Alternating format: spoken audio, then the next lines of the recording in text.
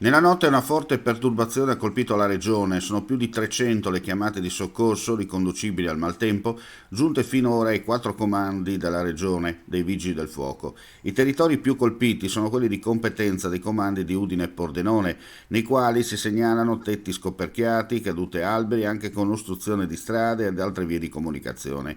I vigili del fuoco del comando di Pordenone nella notte hanno portato a termine 40 interventi di soccorso e circa 60 sono al momento le richieste da evadere.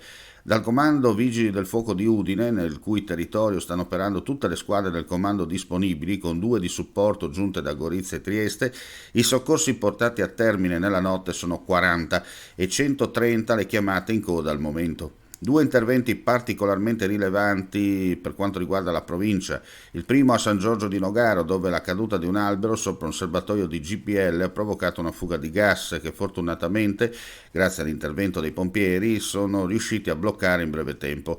Il secondo, invece, particolare, come documentano le telefoto, nella zona di Tor Viscosa, dove è stato divelto il tetto di una palazzina di 5 piani. Per ragioni di sicurezza i vigili del fuoco hanno fatto evacuare le 14 unità abitative dello stabile per un totale di 40 persone.